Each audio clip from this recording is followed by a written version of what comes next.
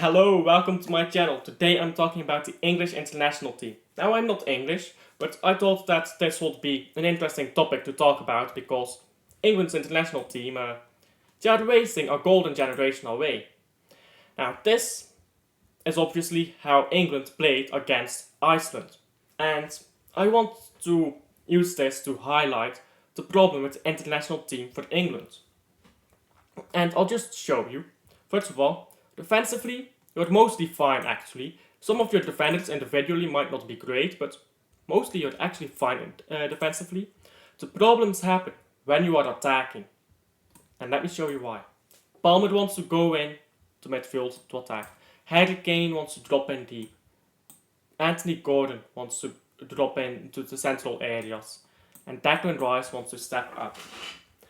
Now, what am I looking at? I'm looking at 6 players. 6 players all in this area. These areas, these spaces are completely left open. This space is completely left open. That means any team that wins the ball back will quickly get into this area, or into this area, or into this area, and they will have all the space in the world to move the ball around and to counter-attack. Which is why England's defense has looked so shaky, even though it's not actually a defensive problem, it's an attacking problem. The problem is you don't have anyone in the right position to come back into a defensive shape. So how do you fix that? First of all, Declan Rice can't step up anymore. He just can't. He has to stay deep.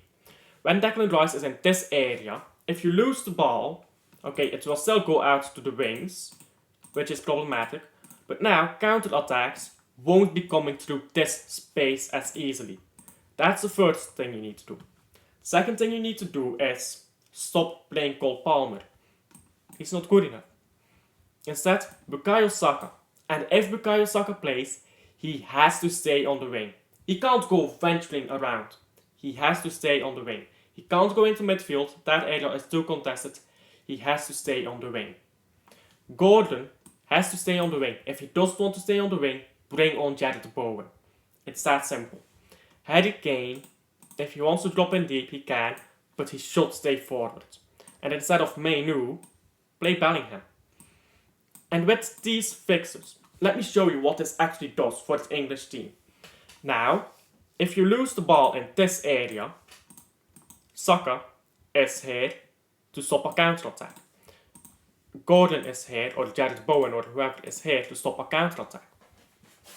Now, there are also less players in this area. There are more players in other areas, which means players are not going to get in each other's way. Foden will be able to pass to Saka, Bellingham will be able to pass to Gordon. They will both have Kane and Rice as options. In short, it just opens a lot of options for these players to just pass to, which previously they didn't have. Because everyone was filling that same tight area.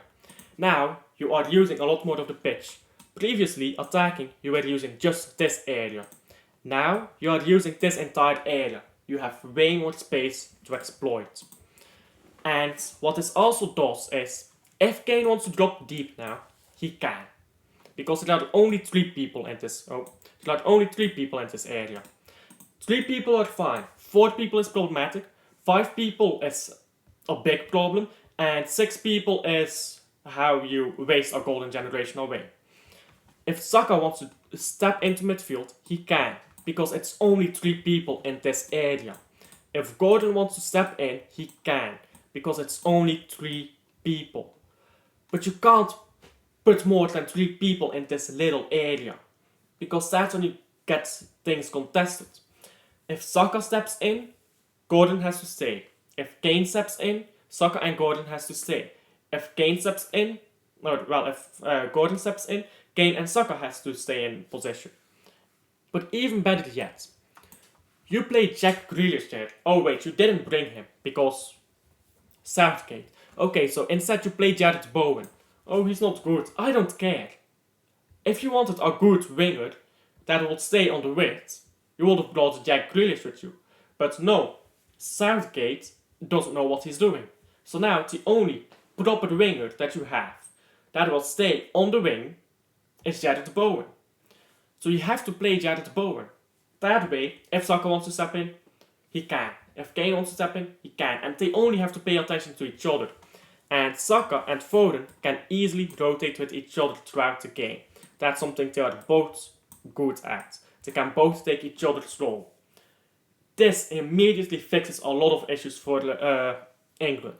Again, as I said earlier, you are using more of the pitch to attack with. You aren't conceding, or you aren't getting into each other's way.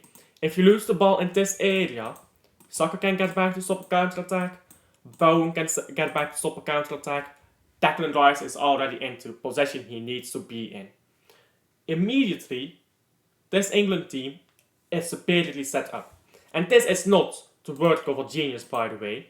This is basic understanding of how football works. But somehow Gareth Southgate just doesn't get it. I'm not smart.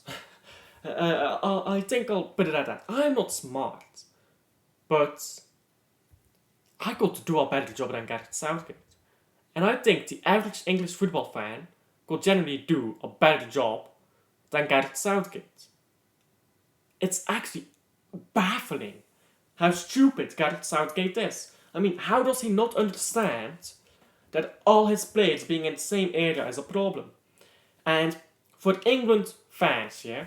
For English fans, if you're an Arsenal fan, or you're a Manchester City fan, or you're a whatever fan, there's something I want you all to realize. Saka, Foden and Bellingham. You need all three of them if you want to win a trophy.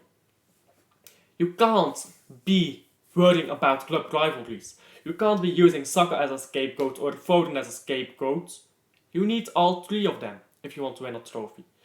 But you're too worried about my player is better than your player. And now look at you. Not a trophy.